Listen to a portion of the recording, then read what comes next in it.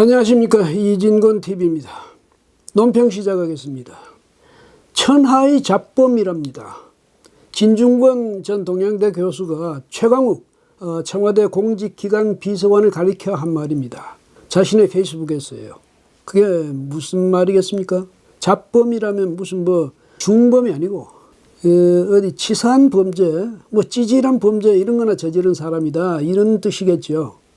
그런데 이제 검찰이요, 이 최 비서관을 기소하면서 제시한 그 혐의 내용을 보면 혐의가 업무방해입니다. 그 내용은 뭐냐면 조국 전 법무장관의 아들이 하지도 않은 그런 인턴을 법무법인에서 1년간인가 했다고 그걸 확인서를 써주면서 이 서류가 합격에 도움이 됐으면 좋겠다, 이런 말까지 덧붙여 보냈다고 합니다. 그게 사실이라면 민변 변호사라면서, 민변이라면 정의를 자신들이 그냥 독점하고 있듯이 그렇게 하는 사람들이 들어있는 그런 변호사 모임 아닙니까? 그 사람이 이런 찌질한 이런 범법행위나 해서 되겠습니까? 그래서 그런지 진 교수는 또 이런 이야기도 합니다. 이 잡범이 청와대에 있다고 큰 소리 치는 걸 보라. 추태 그만 부리고 이쯤에서 물러나라. 이런 말도 했어요. 그러니까 그렇게 치사한 범법행위를 하면서 청와대에 있다고 해서 권세 자랑이나 하는 그런 꼴 도저히 못 봐주겠다는 그런 말 아니겠습니까? 그것도 그럴 것이 최 비서관이 말이죠, 자신의 변호사를 시켜서 뭐라고 했냐면 윤 총장에 대해서, 윤 총장 공수처 생기기만 하면 가만 안 두겠다는 뜻으로 이야기했어요. 공수처가 생기면 윤 총장의 범죄 행위가 낱낱이 드러나게 될 것이다, 이렇게 협박을 했거든요. 세상에 말이죠. 아니, 공수처가 최 비서관 보복하라고 만들어지는 겁니까? 이러니 잡범인지 아닌지는 모르겠습니다만 잡범적 인성을 가졌다, 이건 제 눈에도 그렇게 보이네요. 이광철 청와대 민정비서관 이야기도 들으셨죠? 선거법 위반 혐의로 검찰에서 3번이나 소환했는데 한 번도 응하지도 않았고, 최 비서관은 무슨 서면 답변인가 그것이라도 보냈는데 이 비서관은 아예 무시해버렸답니다. 그런데 이제 이렇게 청와대 이 일부 참모들이 안하무인격이 된 그 배경이 뭐겠습니까? 제 생각으로는요, 첫 번째, 이 사람들은 운동권 출신이라는 그 특수 신분을 갖고 있습니다. 그 다음에 이 사람들은 대통령의 절대적인 신뢰와 신임을 받고 있는 그런 세력입니다. 세 번째로, 이 사람들은 천적이 없는 세력이죠. 다들 겁이 나서 말이죠, 건드리질 않거든요. 그러니까 세상에 무서운 게 없는 그런 세력이죠.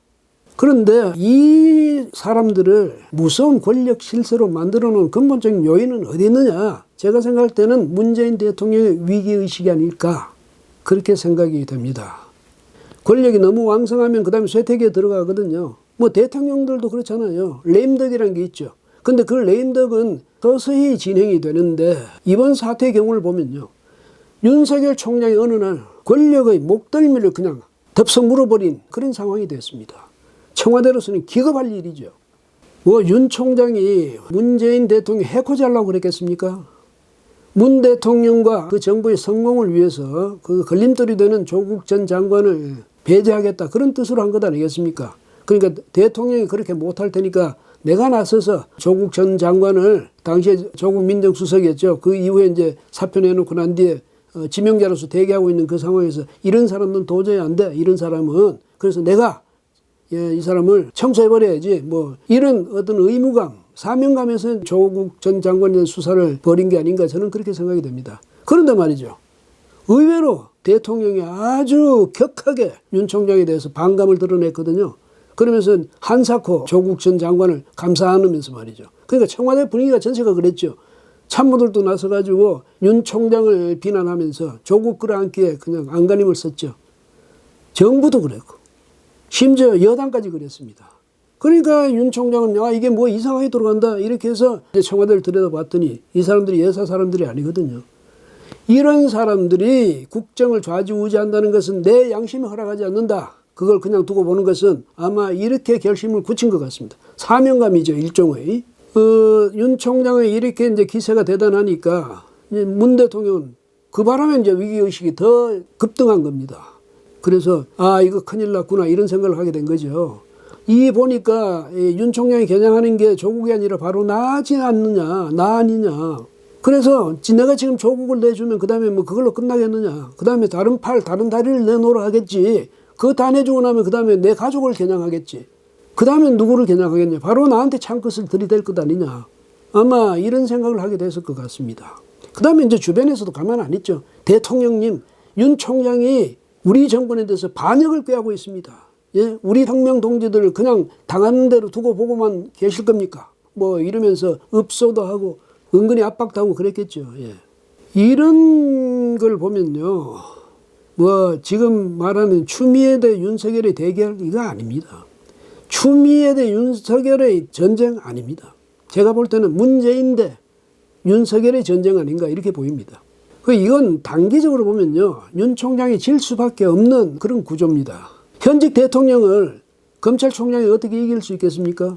그럼에도 불구하고 윤 총장이 굴하지 않는 것은 무릎 꿇고 사느니 서서 죽겠다는 것 아니겠습니까?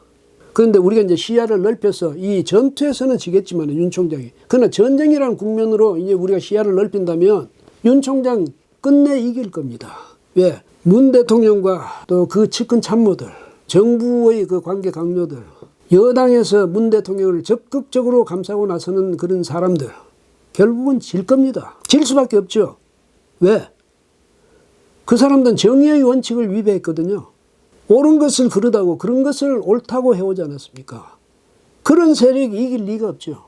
윤 총장은 상처는 많이 입겠지만 결국엔 이길 겁니다. 저는 그렇게 확신합니다. 지금 설 연휴를 잘 보내고 계시죠? 이제 새로운 기운 많이 충전하셨을 것으로 생각이 됩니다. 여러분이 이 연휴 기간 중에 특히 설 연휴 기간 중에 충전했던 그 새 기운, 새 기분, 새 힘 이런 것이 앞으로 1년 내내 여러분과 함께 하기를 간절한 마음으로 축원드립니다. 예. 오늘은 여기까지 하겠습니다. 고맙습니다.